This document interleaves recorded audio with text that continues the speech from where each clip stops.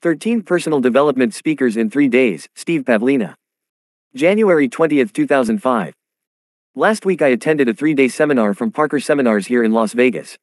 This was a chiropractic seminar, the largest in the world, but they had a whole track on personal development with some top-notch speakers, so I registered. I'm glad I did, as the seminar was excellent even for a non-chiropractor. I heard estimates that there were around 7,000, 8,000 attendees. This conference had something unusual that I'd never seen elsewhere, the conscious perpetuation of a consistent industry-wide mission. The whole conference was organized around the vision of chiropractors as compassionate healers. This was integrated into many of the talks, the focus on service to others and building individual practices around that vision. And this vision has apparently remained consistent for quite some time. I've never seen such a clearly articulated industry mission at any technical conferences I've attended over the years. I really enjoyed seeing the effect this mission had on attendees, and I think it would make a huge difference if conference organizers in other industries adopted it. I attended this conference for 2 reasons: 1, to model some of the best professional speakers in the world, and 2, for the content itself. The tax deduction is nice too. Day 1. Naomi Judd, mother of fellow musician Wynonna Judd and actress Ashley Judd, she gave a speech called, "How to Have a Breakthrough Rather Than a Breakdown." I've never been a fan of country music, so I knew virtually nothing about her going into it. But I was pleasantly surprised. She told some great stories, and one thing she did better than most other speakers was to connect with the audience. She was the only speaker I saw who came down off the stage and walked through the audience of probably 2,000 people. I was sitting near the edge of the 7th row, and at one point she walked about 4 feet from me, leaned forward, and delivered a few lines of her speech while looking me straight in the eye. She did this with many other audience members too, and it certainly created a strong connection for her, which I think gave her tremendous rapport throughout the rest of her speech.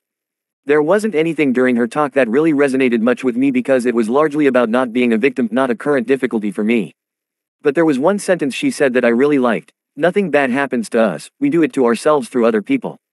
That's so true. You hear people complain about an abusive boss, i.e. playing the victim role, but the only way out is to stop playing the victim and take responsibility for beating yourself up through your boss.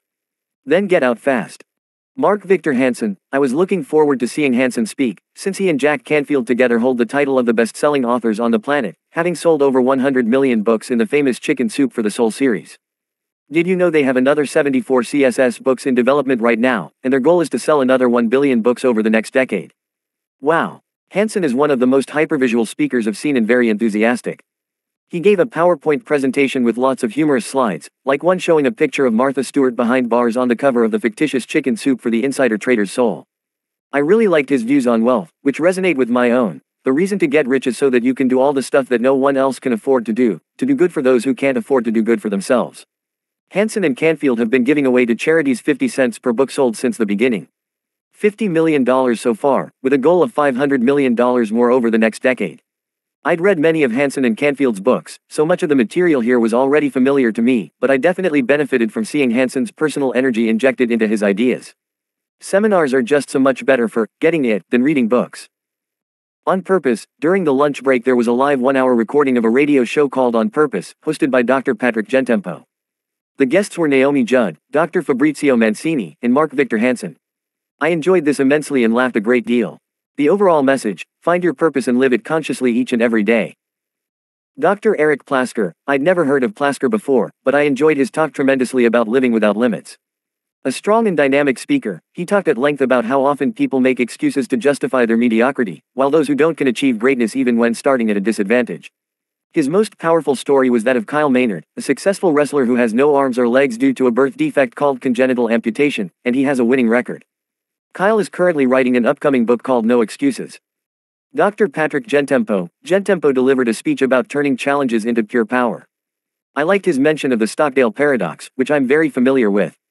This basically states, retain your faith that you will prevail in the end, regardless of the difficulties, and at the same time, confront the most brutal facts of your current reality, whatever they might be.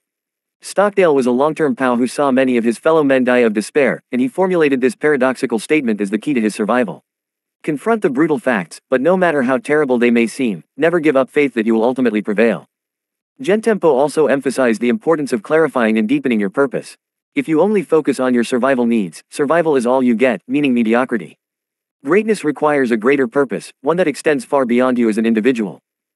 A nice one-on-one chat with Dr. Barbara De Angelis. At the end of the first day, I wandered into the concourse where the speakers' display tables were set up for product sales and book signings. The room was mostly deserted, but I saw Dr. Barbara De Angelis and one of her assistants setting up a book display. One of the #1 relationship experts in the world, best-selling author of 14 books that collectively sold over 7 million copies, Dr. De Angelis was scheduled to speak at the end of day 2. Given that she was one of the people I came to the seminar to model, I couldn't let pass the opportunity to speak to her in person. So I walked up to her table, waited a minute until she wasn't busy, and after she greeted me with a warm, "Hi," we had a nice 10 to 15 minute chat.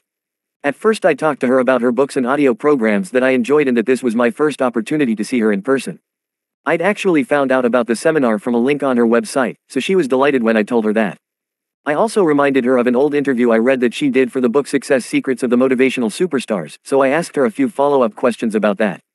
Then we went on talking about synchronicity, her upcoming book How Did I Get Here? And what makes a great speaker. Her advice for me can be summed up as this: be authentic and just trust. It's not about the money at all. The message is more powerful than the marketing. The interesting part of this conversation was that when I went to talk to her, my intention wasn't to try to pick her brain or corner her for advice on building my own career. I just wanted to connect with her for a moment, get a sense of who she was, and talk to her as a human being, not a celebrity. At the end of our chat, we shared a nice hug, and then I went home thinking just how much the universe is conspiring to help me achieve my goals.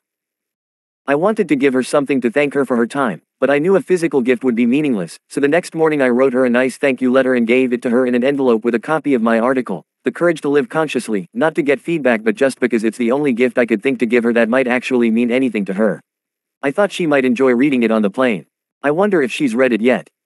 Dr. Stephen Covey, after a wonderful 30-minute Cirque du Soleil performance with some fantastic acrobatics, Dr. Covey delivered the evening keynote.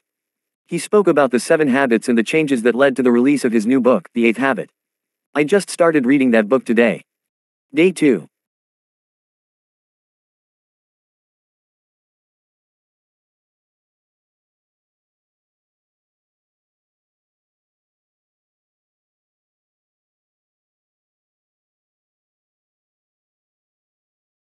Doug Caprino. This was a very emotional and compelling speech about defying the odds. I can't think of anything in particular to note about it though, because it was more about inspiring stories than about, here's what you need to do. It was mainly directed at chiropractors, so a lot of the content was industry specific. Dr. Fabrizio Mancini. This was a speech about the Parker Principles, which were created by the founder of Parker College, James W. Parker.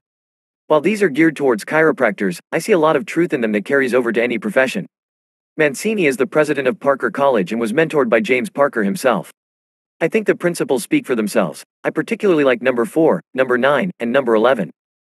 Dr. John DeMartini. This was by far my favorite speech of the entire conference, resonating perfectly with what I've been discovering on my own.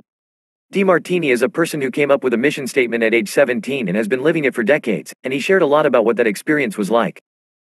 He also spoke at length about the fears that keep people from declaring their own missions.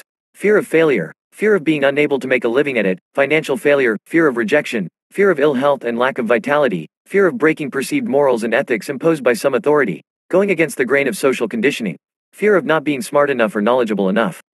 Which ones are holding you back? Some other things I liked from his speech. The master lives in a world of transformation, embracing change without fear. The masses live in a world of gain and loss, fearing change. Any area of your life you don't empower, someone else overpowers. No resistance on the mortal plane can interfere with the persistence of the celestial plane. My favorite part of DeMartini's talk was when he spoke about fear of rejection. He commented that, the more people I please, the more people I piss off. When you go after a big goal, both your level of acceptance and your level of rejection by others will increase. I've certainly experienced this in my own life. Every time I make a new blog post that challenges people deeply, some people rise to the challenge and take action, even if they disagree with my views, and then send me the most incredible feedback, while others get defensive and feel a need to push back to protect their fragile shell of excuses. So the more people I help, the more people I piss off. As I continue on this path, both are increasing. But ultimately the acceptance and rejection balance out, which keeps you living on purpose and not getting sidetracking into living for acceptance or for the avoidance of rejection. Just be authentic. You'll be simultaneously loved and hated no matter what. Dr. Barbara De Angelis. When we spoke during the previous evening, she asked me to sit in the front row during her talk, noting I had good energy. Speakers often feel the energy of those closest to them more strongly than those in the back. I've noticed this myself. So I showed up early enough to snag the front center spot closest to the stage. I was already so familiar with Dr. De Angelis' material that there weren't any big content surprises to me. She talked at length about love and its ability to transform relationships, both personal and professional, being authentic, and some of the differences between men and women. She got a lot of laughs from the abundance of humor in her presentation, which I really enjoyed. Day 3. Les Brown, what a magnificent speaker. I was enthralled by his high-energy style, and his content was outstanding. Here's a guy that was born on the floor of an abandoned building and then abandoned along with his twin brother. At 6 weeks of age, he and his brother were taken in by his adoptive mother, to whom Les expressed deep gratitude. Labeled educable mentally retarded at a young age and called DT, dumb twin, by his peers and even his teachers, Les talked about how he overcame his early obstacles and vowed to himself, "I refuse to die an unlived life." He noted that he's been speaking for 25 years and has earned $52 million, but that was the easy part. The hard part was believing that he could do it in the first place. The best thing I took away from his talk is not just to go for excellence but to aim even higher, for what he calls greatness. He told everyone in the audience to take their current goals and then increase them dramatically. I did this when I got home from the seminar, and just the act of setting some dramatically bigger goals helped me see how the original goals may have been unnecessarily limiting and that shortcuts may very well be possible if I only think to target them. Cynthia Kersey, author of the book Unstoppable, Kersey talked about how to keep yourself on the path to your goals without getting sidetracked. Her advice was to focus on changing just one area of our lives at a time to let that create momentum for us, such as starting an exercise program. An interesting statistic she mentioned, 90% of the people working today will earn within 10% of what they're earning today for the rest of their lives. People are easily stopped, it seems. Cynthia's book contains a 30-day program to increase your ability to withstand setbacks and keep moving forward each day even in the face of obstacles. Dr. Jim Sigafus, this speech focused on the benefits of chiropractic and inspiring chiropractors to throw their hearts into their work because it literally saves lives. Dr. Sigafus relayed many emotional stories of healing that had the audience in tears. I especially loved hearing his story about how he turned his 8-year failing practice into a massive success by shifting his priorities to focus on his love for patients as opposed to just working a job or running a business. What drives you most deeply is the desire to serve others, not trying to gain for yourself. But when you devote your life to serving others, you find that you simultaneously gain all you could possibly want for yourself anyway. Jack Canfield, Mark Victor Hansen's partner in crime, gave a great speech about principles of success, based on his new book, The Success Principles. Once again, it all begins with purpose. He talked about the importance of having big dreams, since it takes just as much energy to dream big dreams and it does to have little ones. Canfield's message resonated with Les Brown's. Most people set goals that are way too small and which therefore are barely worth achieving. 5 years from now you'll be 5 years older anyway, so spend the time going after whales instead of minnows. Setting breakthrough goals that really force you to stretch are the ones worth doing. And don't get hung up on worrying about the how. Focus first on the what, and the why, and the how will begin to reveal itself to you once your vision is clear and committed. Overall, I enjoyed this seminar immensely and would love to go again next January when it returns to Vegas. I've been seeing a lot of convergence in the content of many speakers and between various speakers and my own content, even when I'm writing something I feel is original. The content has become more similar and less niche-like. Even speakers with entrenched niches seem to be adapting their material in a way that fits this apparent convergence process. My take on this is that truth is truth. When an idea works, it quickly infects everyone, and the more empowering ideas rise to the top and end up infusing everyone's content in some way. People may even come up with the same ideas simultaneously, as if the time is just right for their discovery. A couple of the converging ideas I saw in this seminar. Find your purpose and live it every day. Living on purpose is oozing out of every speaker's mouth nowadays. Why? One reason is massive pent-up demand. Corporate slaves are awakening to the fact that there must be more to life than doing uninspired busywork, and more people are refusing to volunteer themselves into this old, dying system. People are desperate to live lives that actually matter, rather than to just go to their graves quietly, having made other people rich. The greatest purposes are those which focus on service, contribution, and giving. Forget about living for money and materialism. That time in history is past. Motivation by greed is weak, it won't get you very far. This is the age of fulfillment, and the deepest fulfillment comes from knowing you gave the best of yourself to the world and made a real difference. You can push yourself to complete projects that really only benefit you, but you'll never tap into your deepest motivation and passion until you include helping others as an integral part of your goals.